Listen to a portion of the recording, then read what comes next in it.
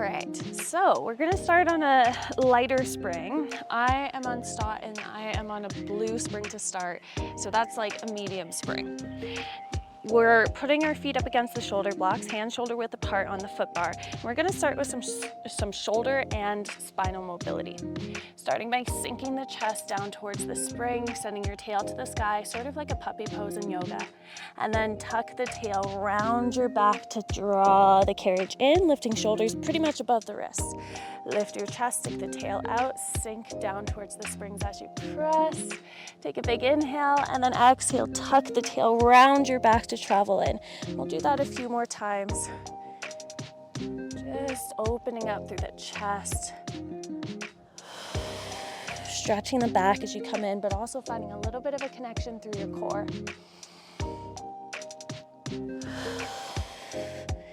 Last one here.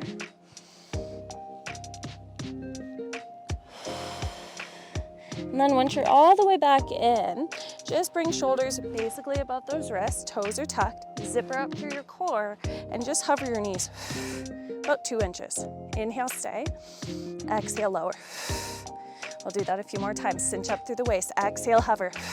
Try not to move the carriage. It's a pretty light spring, so it's not exactly easy. We'll do 2 more like that. Keeping the shoulders open wide. Last one here. Ooh, don't let that carriage move. And then stay up here. Push out, bend the knees to return. Exhale, press, inhale, return. You're welcome to put your hands on your platform instead if you bring your foot bar down. And you also might find this feels a little bit more supportive on a heavier spring. So don't be afraid to adjust your springs as you go. We got 4, 3, right into the work today, 2, and 1. And then you can lower the knees. Take a quick shell stretch. Big breath. And then let's grab your strap furthest from me. I've got my left hand holding the strap.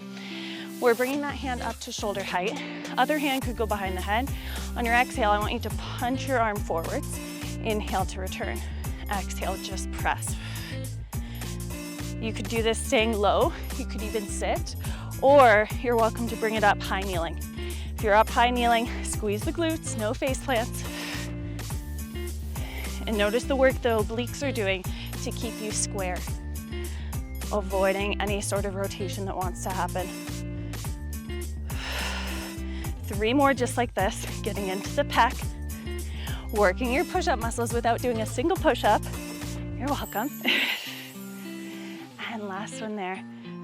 But then as we bring that elbow back in, twist towards it, say hello to the mountains, then exhale, twist out and around. Inhale, twist towards your elbow. Exhale, press forwards as you twist around to the right. Now as I twist to the right, I'm just bringing that hand towards the opposite end of the foot bar. Not too far across my body. Instead, that hand always stays right in front of the shoulder. 1 more time. And then we'll change sides here. You could also hold the short loop if you're feeling adventurous and you do want it to feel harder. Otherwise, long loop's a little easier. Exhale, reach forwards. Inhale, return with control. And notice how badly your hips want to shift as you return. Slow down that return phase to avoid twisting those hips. We only have 3 more like this. 2. And last one. But then as you return, twist towards your elbow. Exhale, spin around your spine to press forwards. Inhale, wind up. Exhale, engaging through your obliques to take you around. Only 2 more.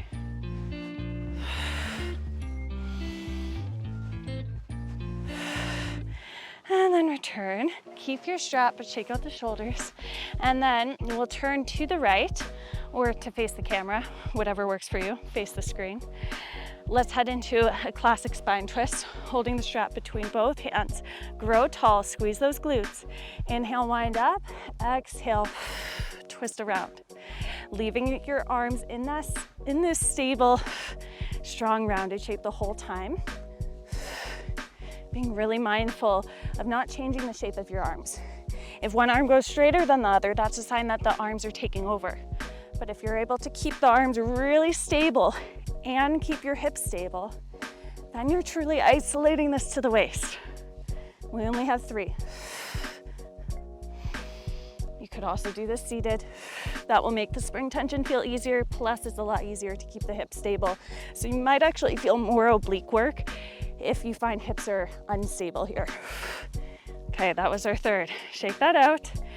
Now, let's do something to open up through the chest, through the shoulders. We'll hold the strap in the hand closest to your foot bar, my left hand. Elbow by your side. Just the hand goes out, then back across. External shoulder rotation. Trying to avoid any urge to twist or to bend with it, or avoid the rope flying and losing tension because you're moving too quickly.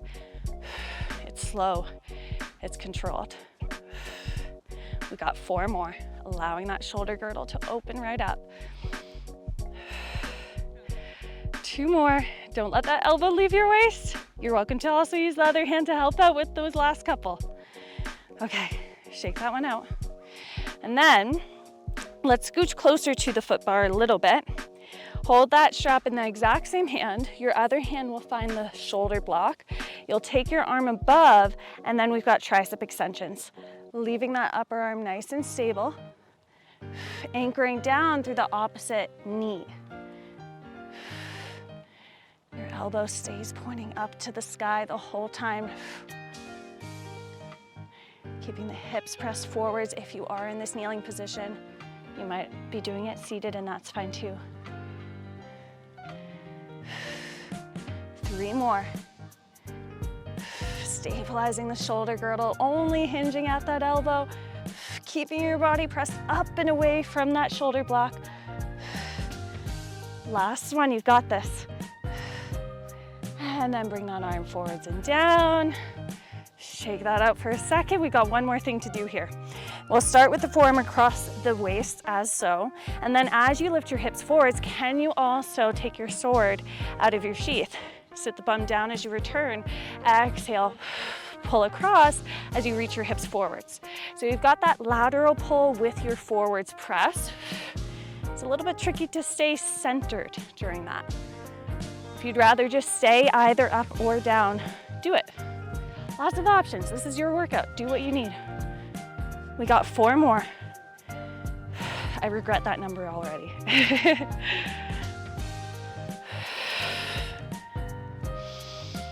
Last 2. Pressing those hips straight forwards and straight back. And then return. Shake that out. You can hang up your strap on your shoulder block or wherever works. Straps are a little short for my shoulder blocks, but they work. You'll scooch over for Captain Morgan's. Let's bring your shin right up against your shoulder blocks. Your other foot goes on your glide rail, and we'll put the foot a little bit further out than where the knee is. Squeeze your glutes, grow tall, hips are pressed forwards. The leg is quite externally rotated, so just make sure you're in a good spot. Take a big inhale to prepare. Exhale, use the glide rail leg to pull. Inhale, return. Your goal with this is to keep your head, hip stacked over top of your knee, moving as one unit with the carriage. We're isolating it to the glide rail leg, but also using your carriage leg to help stabilize you. If you're feeling pretty stable there, add in a twist. Arms can open, twist towards your leg. Oh my gosh, there's a deer or an elk over there. And then return. The things you see out here at this hour, golden hour in Banff or in Canmore. I'll have to show you guys later. We've got another 3. I went for a bike ride earlier, and so that's why my leg's all dirty. My hair's probably a mess. It's so good to get out there and just move your body. Last time. Okay, on this next one, we pull out and hold it out there. Stabilize your glide rail leg. Now just wag your carriage knee in and in and in. Your torso stable, you're not moving, it's just that carriage knee. Growing taller each time you pull that knee underneath you. 5, 4, 3, 2, and 1. Return. Take a little inner thigh stretch. Lengthen that glide rail leg. Sit the bum back towards the heels. Hands might find the edge of the carriage. Stretching through your inner thigh. Big breath. And then we're turning 1/4 again to the right to face the back end of your machine. Knees right up against shoulder blocks. Hands find the glide rails. The hands are going to go a little bit further out than where your shoulders are. Your spine starts long, but then as you pull the carriage to the hands, round your back like a cat, scooping the belly. Inhale, return, release. Exhale, tuck, round like a cat. I have a really silly cue for this, but you might imagine like there's a giant in the sky and he's got a fish hook grabbing you from around the waist. As you pull the carriage in, the giant is pulling your ribs to the surface of the water. You're trying to swim away, so you're swimming down, scooping, as he scoops you up from the belly. Told you it's a weird cue, but whatever works. We got 3, 2, last one like this, and return, take a shell stretch. Okay, now back into your 4-point position, this time along neutral spine. We'll start with the hands further out than the shoulders, but then we're going to pull out so shoulders are above the wrists. Keep your spine long and neutral, and just pull the carriage in and out. Arms are working hard just to leave you stable. Obliques are working to leave you centered. Now to make it harder, do it with your knees hovered. Still up against the shoulder blocks, but towards the top. Pull out, then try. And it changes things like crazy. Fight against the shakes. You've got this. Feel the burn. 5 more. 4, 3, 2, and last one. And return, take a little shell stretch. Maybe your fingers find the carriage edge behind you. Roll your shoulders open. Take a nice stretch, big breath. Okay, now we might as well do a little bit more work. So from here, we are going to we're gonna put your feet up against the shoulder blocks. So we're gonna crawl forwards. So hands on the glide rails, get your knees off, walk forward so that you've got your feet on and your hands are at the edge. You're in your plank. From here, can you pull the carriage in and out, leaving your ankles up against the blocks? Stabilizing shoulders right over wrists. Only another 3 of them. 2, heating up the quads. 1 more time. Return, but step your left foot down into the well. From here, bend that left leg, hook the right ankle over top, pull the carriage in and out. Hello, you're in a lunge. If you feel stable enough, let go and balance. Keep the hips square. Using the left glute to keep you stable. 5 like this. 4, 3, 2, and 1. Then stand up when the carriage is in. You're tall. As you pull the carriage out, crouch down with it. Then as you return, you stand back up. Everything bends, everything extends. Trying to keep those hips square.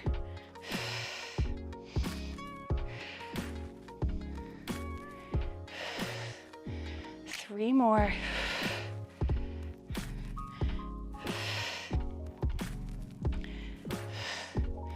and then return to the stopper.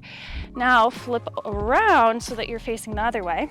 We'll still have the right ankle hooked over the shoulder block, but this time the other shoulder block. You'll find your balance.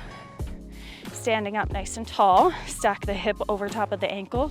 Carriage might float off the stopper right from the beginning. And then pull. Hamstring curls. Personally, I like my ankle hooked right over the top with the foot not touching the carriage, except the toe as I come in.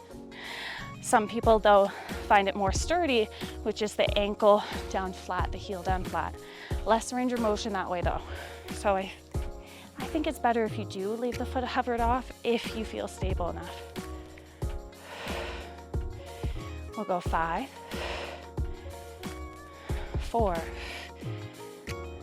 3, 2, 1, and then we've got one more variation.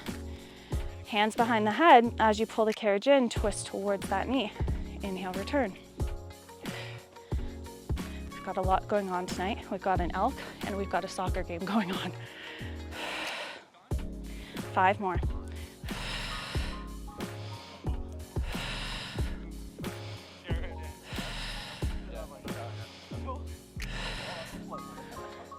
Last one. Now return to the stopper. From there, step your foot forwards. Reach your hands to the foot bar, your back in your plank. Bend and extend those knees, just like how you started. We'll go 4, 3. Open the shoulders wide. Draw the shoulder blades in and together. Last time. Can you hold your plank? Either stay there or press out an inch or 2 and back in an inch or 2. For 3, 2, tightening up around the waist, strong, stable legs last time, and then return it all the way down. Sit back into a shell stretch. One more big breath. Okay, and then you're done that side. Now just go ahead and replay the video and you'll be able to do it around from the second side all over again. You can even switch around your space so that your camera is on the side that you're watching the whole time. And that way you get a full 40-minute workout. I hope you have a great night. Now, if you want to do Pilates with me here in the mountains in Canmore, Alberta, let me know. It's going to be a thing I'm doing every Sunday throughout the summer. So you can give me a comment, a DM, send me an email. I'll leave all my links below. Don't forget to subscribe, like, and comment. And I'll see you soon, either virtually or in person in the mountains together. Have a great night.